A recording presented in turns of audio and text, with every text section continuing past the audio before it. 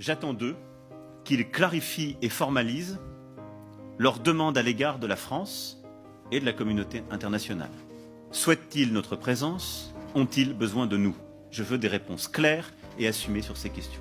Je ne peux ni ne veux avoir des soldats français sur quelque sol du Sahel que ce soit, alors même que l'ambiguïté persiste à l'égard de mouvements anti-français. Je souhaite que nous puissions organiser une présence internationale plus forte et structurer au Sahel une nouvelle coalition autour de nous, en lien avec nos partenaires européens déjà présents.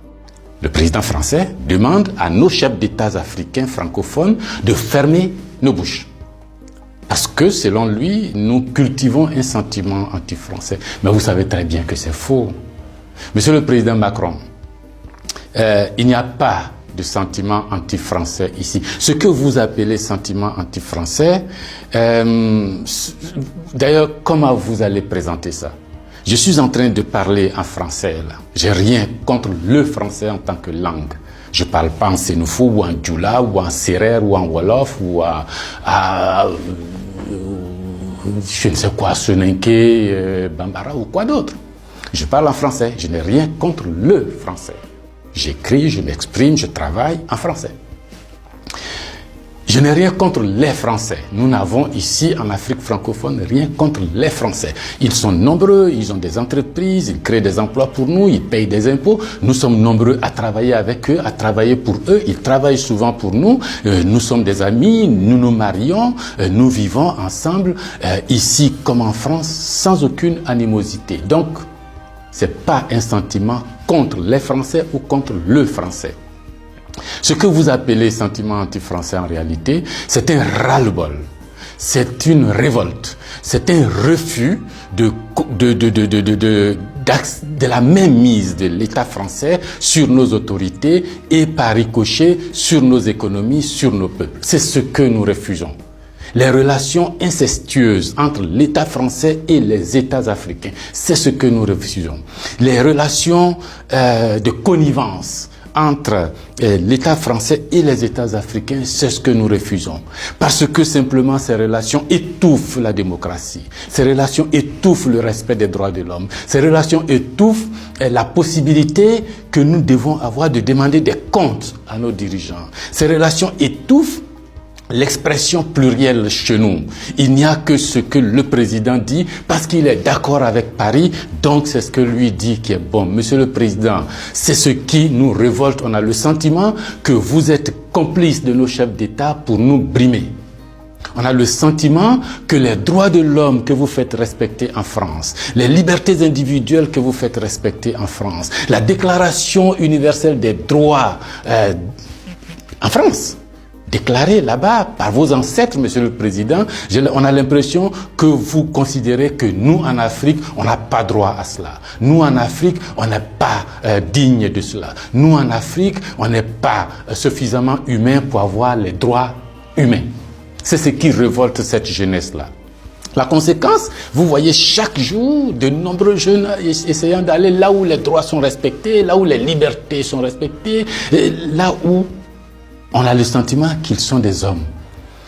C'est ce qu'il faut changer, Monsieur le Président. C'est ce qu'il faut changer. Vous pouvez parler 1000 fois à nos chefs d'État, vous pouvez leur donner des instructions 1000 fois, mais ça ne changera rien dans la tête des populations africaines ici, dans l'esprit des populations africaines ici. L'idée est que nous voulons redevenir des hommes libres. Nos ancêtres ont été vendus comme des marchandises par vos ancêtres. Comme des marchandises. Pendant de 1500 à 1890, par là, comme des marchandises. Nous fermons les yeux là-dessus. Nos parents ont été gouvernés par la décision que vos parents ont prise à Berlin de venir s'accaparer nos territoires, nous-mêmes, nos fleuves, nos rivières, nos matières premières, de prendre possession de nous. Ça a duré près d'un siècle. Fermons les yeux là-dessus. Vos prédécesseurs ont considéré que nos chefs d'État devraient être juste des délégués pour eux, pour nous maintenir ici. Comment on peut avoir le sentiment français quand on descend à l'aéroport d'Abidjan? Le boulevard qu'on prend s'appelle Giscard d'Estaing. Le pont qu'on emprunte s'appelle De Gaulle. Et la route qu'on utilise pour aller à l'université s'appelle boulevard Mitterrand. Et puis partout, on a Trèche-la-Plaine, Port-Bouët, Binger. Non! Ce que la nouvelle génération veut, ce que nous voulons, c'est l'autodétermination. Que nos chefs d'État nous rendent compte ici, qu'ils ne soient pas obligés d'aller vous rendre compte pour se donner une certaine légitimité, comme Macron est d'accord avec moi, comme Chirac est d'accord avec moi, comme le chef d'État français est d'accord avec moi. Donc ici, vous allez faire ce que je dis parce que sinon vous allez avoir des problèmes. Monsieur le Président, tant que ça durera comme ça, les gens ici auront le sentiment que l'État français est complice de leur brimade, de leur pauvreté, de leur chômage. C'est ce que nous voulons changer. C'est ce que nous voulons changer. Renvoyer Kako Noboko, renvoyer Kemi Seba, renvoyer Nathalie Yamb, contester les propos de Salif Keïta ou je ne sais qui d'autre, ça ne changera rien.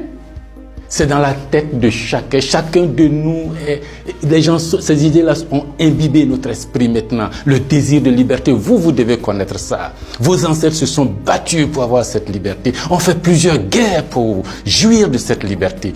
Ce que nous voulons, c'est ça.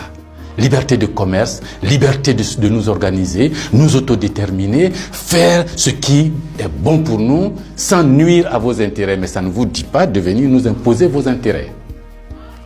Si vous pensez, chers auditeurs, que ce message vaut la peine d'être diffusé et que nous soyons nombreux à nous l'approprier, sans animosité, sans bestialité, mais avec fermeté et conviction, il faut liker, il faut partager. Parce que c'est l'Afrique de demain qui se joue là. Nous ne voulons plus être des marchandises, nous ne voulons plus être sous la tutelle de quelqu'un, nous voulons redevenir des hommes libres.